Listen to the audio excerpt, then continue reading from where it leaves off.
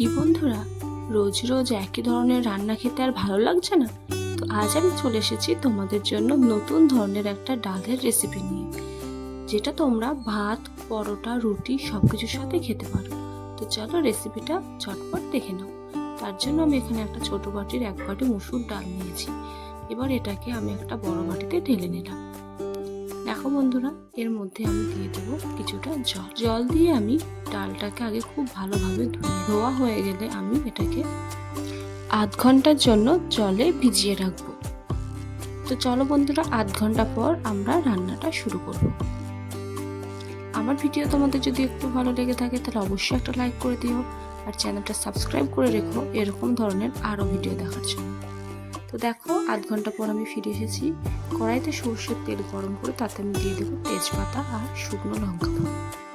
শুকনো লঙ্কা তেজপাতাটা একটু ভাজা হয়ে গেলে দিয়ে দেবো পাঁচফোড়ন গন্ধ ছাড়লে এর মধ্যে দিয়ে দেবো কুচি করা পেঁয়াজ। এবার পেঁয়াজগুলো একটু ভেজে নিয়ে তার মধ্যে দিয়ে দেবো কয়েকটা রসুনের কোয়া আর চেরা কাঁচা লঙ্কা। এবার আমি এগুলোকে খুব ভালোভাবে তেলে একটু নেড়ে নেব।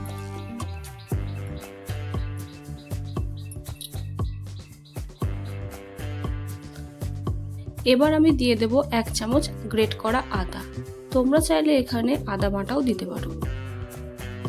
আদাটা একটু নেড়েচেড়ে এর মধ্যে দিয়ে দেব টমেটো কুচি। আবারও সমস্ত উপকরণ আমি একটু ভালোভাবে কষিয়ে নেব। এবার আমি এর মধ্যে দিয়ে দেব আগে থেকে ভিজিয়ে রাখা সেই মসুর ডালটা। এবার মসুর ডালটা দেওয়ার পর আমি দেব নুন আর হলুদ।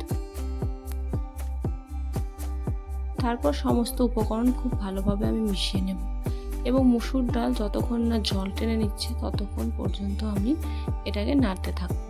যখনই জলটা শুকিয়ে যাবে তখন আমি এর মধ্যে ঢেলে দেব বেশ কিছুটা পরিমাণ গরম জল। এই জলটা আমি আগে গরম করে রেখেছিলাম বন্ধুরা, সেই গরম জলটা আমি এর মধ্যে ঢেলে রাখলাম। ঢেলে দিয়ে ভালোভাবে সমস্ত উপকরণ খুব ভালো করে মিশিয়ে নিয়ে একটা ঢাকা দিয়ে আমরা সিদ্ধ করতে দেব।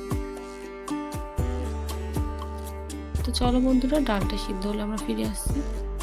তো দেখো, ডালটা সিদ্ধ করে আমি ফিরে এলাম। তোমরা দেখে বুঝতেই পারছো যে যতটা আমি জল দিয়েছিলাম অনেকটা জল কমে গেছে, এবং আমাদের ডালগুলো সিদ্ধ হয়ে গেছে। এটা এরকমই হবে বন্ধুরা, খুব বেশি পাতলাও হবে না, আবার খুব বেশি ঘনও হবে না। এবার আমি উপর থেকে ছড়িয়ে দেব বেশ কিছুটা ধনেপাতা কুচি। এবার ডাল আর ধনেপাতা কুচিটা খুব ভালোভাবে মিশিয়ে নিয়ে আমি ঢাকা দিয়ে দেব, যাতে ধনেপাতার ফ্লেভারটা ডালের সাথে মিশে যায়। তো চলো বন্ধুরা, কিছুক্ষণ পর আমি ডালটাকে নামিয়ে নিলাম। তো দেখতে পাচ্ছ আমাদের ডালের এই রেসিপিটা রেডি। তোমরা এটা বাড়িতে অবশ্যই ট্রাই করো, আর আমাকে কমেন্টে জানিও যে এই রেসিপিটা তোমাদের কেমন লাগলো। আবার দেখা হবে নেক্সট কোনো ভিডিওতে। ততক্ষণ সবাই ভালো থেকো, সুস্থ থেকো, আর আমার চ্যানেলের সমস্ত ভিডিও দেখতে থাকো। আবার দেখা হবে নেক্সট ভিডিওয়ে। বাই।